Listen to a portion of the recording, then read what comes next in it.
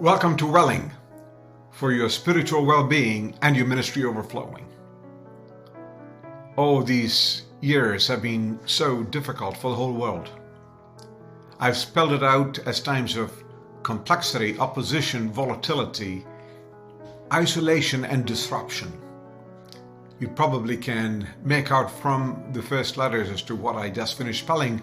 It's complicated by war, believers are opposed, economic situations are volatile.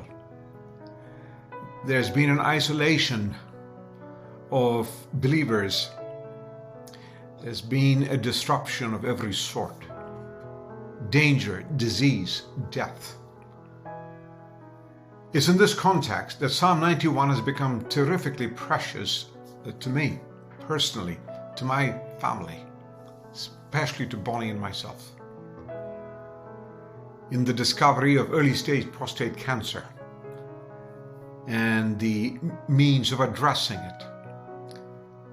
I'm grateful to say that as I record this message, I'm within 5 treatments of finishing out a 30-treatment course, trusting that the Lord, if He's not already cured it, would have eradicated it. I've been immersed in Psalm 91, a psalm that I learned from the 5th grade, 5th standard. Did not know that about 60 years later it'll be a great encouragement to me, and I'm trusting that it is to you as well. You've heard me say in the previous episodes that the psalm is like a double-down sandwich of a famous chicken chain, world renowned, where the chickens are the replacement of the bread inside, are good things. The enfolder and the enfolded comes with the enfolding, and we are in the enfolding section. We talked about the enfolder, how He is the God, the Almighty One, the Sovereign One, the Covenant One, who is personally related to you. He's the shelter and the shadow. He's the sanctuary and the stronghold. That's the top part. A little later on, we will talk about what this God in you, the enfolder and the enfolded, in dynamic relationship, will be personally, intimately engaged in a powerful prayer life where God answers your calls on Him, but right in the middle is the enfolding. 2 sections of the enfolding, like the cheese and tomato as it were, verses 3-8 and verses 9-13. It is God's prevention strategies and God's protection strategies of His children. That's how He preserves us. A prevention strategy which says you are covered, you're covered from danger.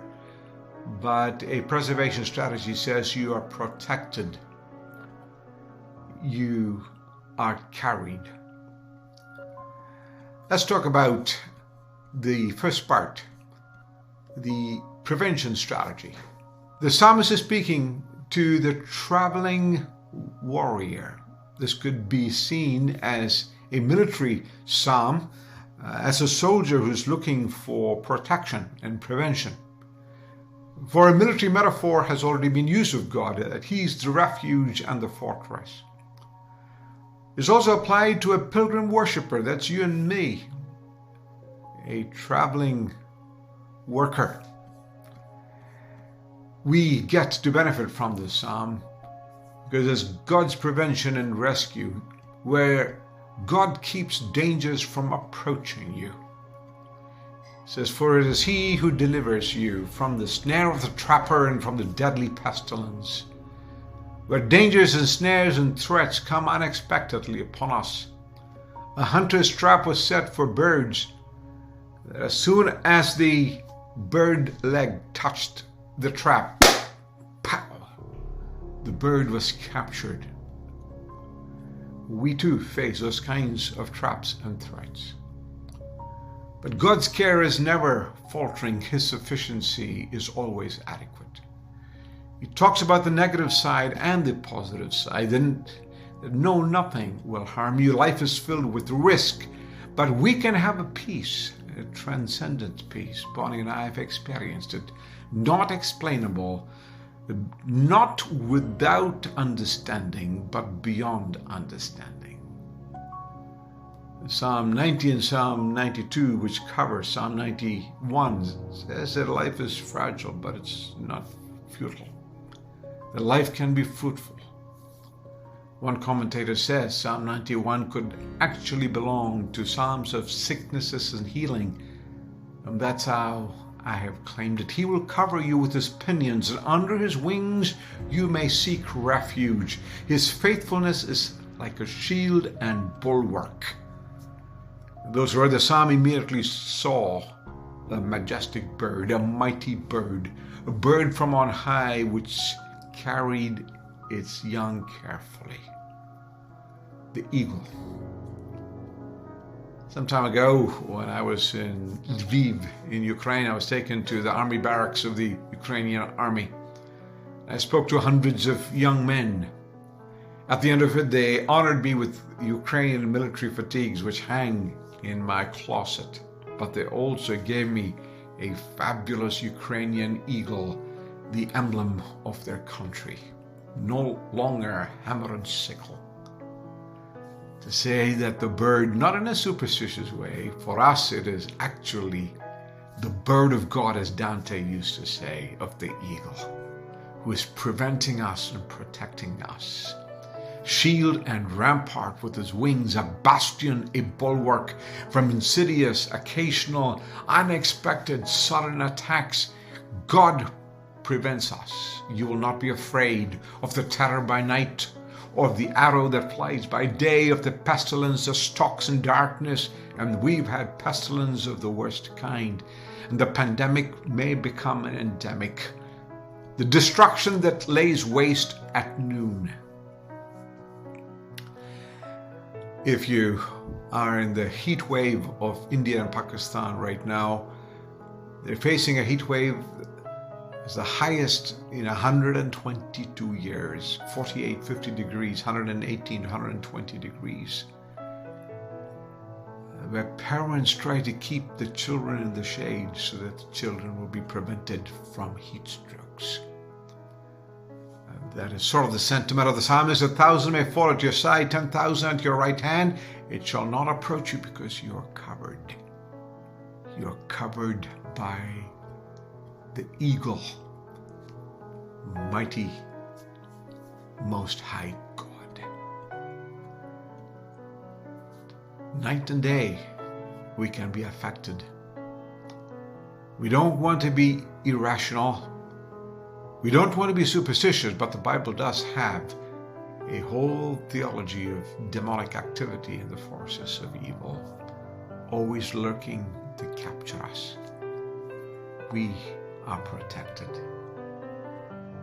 at every level, at every side, by noonday sun and darkness of terror, hidden in the shadow of his wings. I close with a sad story, a sad song. The writer, I've actually used a song every time that we've finished out one of these episodes. This comes from Edith Sherry, written about the late 1800s, about 125 years ago or so, 150 years. Edith Sherry was born in England. She had tremendous troubles in her life. At the age of 16 months, she had a polio attack myelitis, which made sure that she only could walk through crutches. She lost her younger sister at 4. She was devastated when she was at the age of 6 by that loss. She never recovered. She had a gift of poetry and some other art, and she wrote hymns. Two strokes in early life says one entry about her, and at a third, at age 25, took her life. She wrote this fabulous song, an old song. I've used some more contemporary songs, but listen to this. It says, "We rest on you, our shield and our defender. We go not forth alone against the foe. Strong in thy strength, safe in thy keeping tender. Yes, in your name, O Captain of our salvation, in your dear name, all other names above, Jesus our righteousness, our sure foundation, our Prince of Glory and our King of Love. Jesus, our righteousness, our sure foundation, our Prince of Glory and our King of Love.